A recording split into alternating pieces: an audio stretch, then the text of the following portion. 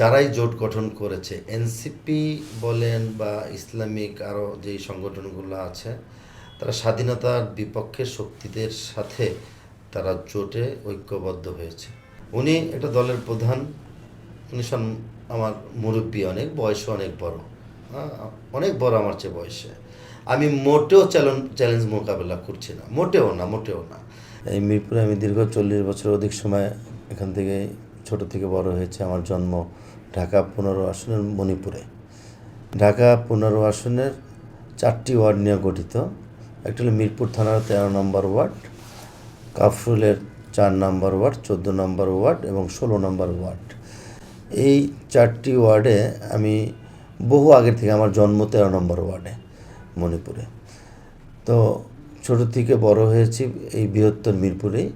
তো প্রতিটা ওয়ার্ডের ঢাকা 15 আসনের মানুষের নাগরিক যেই অধিকার বা সুবিধা থেকে বঞ্চিত, এগুলো মোটামুটিভাবে আমি অনেক আগে থেকেই জানি। এর মধ্যে অন্যতম হলো, দেখেন, মানুষ চায় একটু শান্তিতে থাকতে তার পরিবার নিয়ে, হ্যাঁ। তো এর মধ্যে অন্য অন্য এলাকার তুলনায় আমার এখানে স্বাভাবিক পরিবেশ পরিস্থিতি আছে।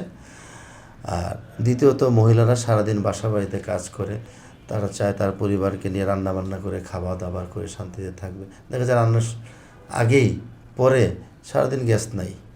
এই সমস্যা কিন্তু 2-1 বছরের সমস্যা না, এটা দীর্ঘ 15, 16, 18 বছরের সমস্যা। তারপরে ওয়াসার বিষয়টা আছে, এখানে পানি সাপ্লাই নেই, বন্ধ হয়ে যায়, কিংবা একটু বৃষ্টি হলেই ব্যাপক জলাবদ্ধতা হয়ে যায় বিভিন্ন জায়গায়। এগুলো আমি মোটামুটিভাবে আমার পার্সোনাল টিম দিয়ে সার্ভে করেছি কোন অঞ্চলে কি, এবং নিজে আমি সশরীরে গিয়েছি। যখন বৃষ্টি হয় তখন 10-15 মিনিট বৃষ্টি হলে যেখানে যেখানে হাঁটু পানি কোমর পানি হয়ে যায়, আমি নিজে কিন্তু সেখানে গিয়েছি, একা, দলবল নিয়ে না। আমি জানার চেষ্টা করছি, বোঝার চেষ্টা করেছি। তো এগুলো তো একটা কমন সমস্যা আছে। রাস্তাঘাটের বিষয়টা তো আছেই।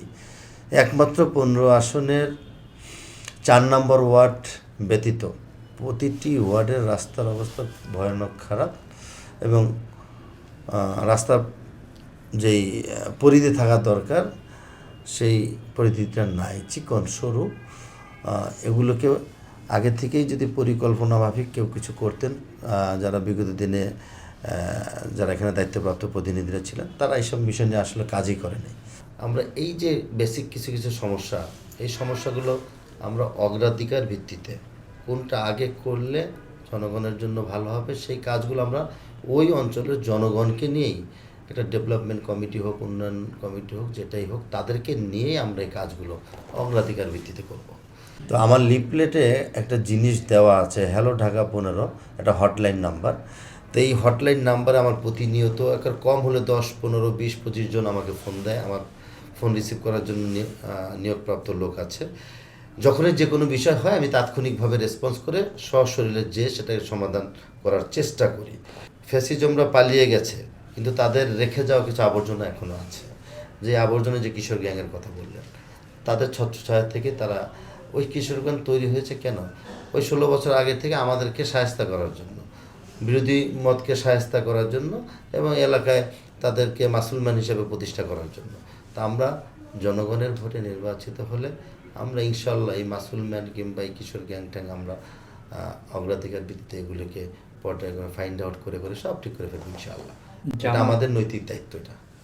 আর এনসিপির কথা বললেন, ওরা আমাদের ছোট ভাই, আমাদের চেয়ে বয়সে অনেক ছোট তরুণ, তারা নেতৃত্ব দেবে, এটাই স্বাভাবিক। আমার কেন জানি মনে হলো যারা একটা, তাদের জীবনের সবচেয়ে বড় একটা ভুল তারা করে ফেলেছে।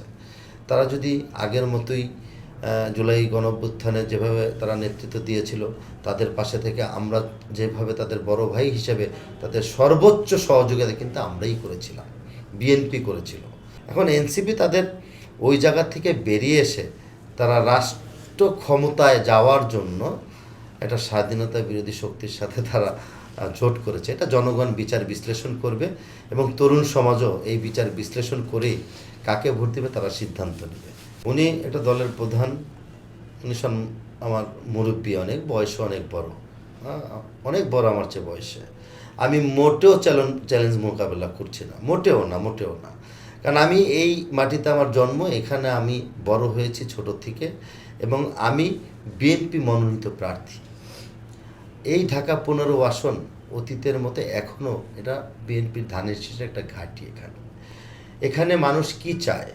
মানুষ চায় এমন একজন মানুষ নির্বাচিত হোক, যেই নির্বাচিত প্রতিনিধির কাছে আমি গিয়ে অন্ততপক্ষে সশরীরে গিয়ে বিনা অ্যাপয়েন্টমেন্ট ছাড়াই তার অফিসে গিয়ে একটু আমার সমস্যার কথা শুনবো।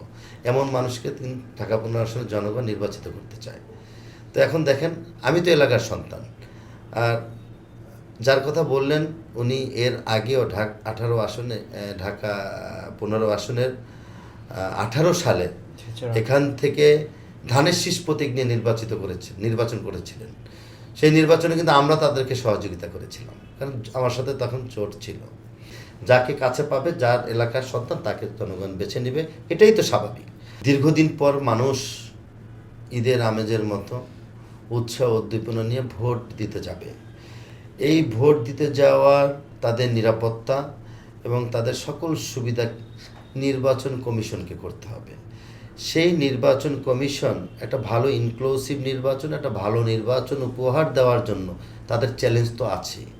সেই চ্যালেঞ্জকে বাস্তবায়ন করার জন্য আমার দল বিএনপি এবং বিএনপির মনোনীত প্রার্থী হিসাবে আমি আমার দলের এবং ঢাকা 15 আসনের সকল নেতৃবৃন্দকে নিয়ে সর্বোচ্চ সহযোগিতা করে ঢাকা 15 আসনের একটা ভালো ইনক্লুসিভ নির্বাচন যাতে করতে পারে নির্বাচন কমিশন, সেই ব্যাপারে আমরা তাদেরকে সহযোগিতা করব।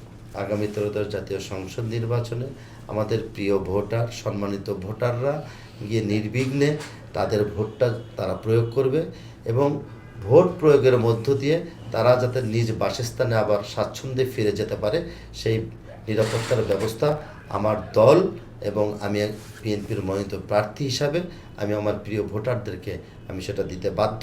আমি তাদেরকে সহযোগিতা করব।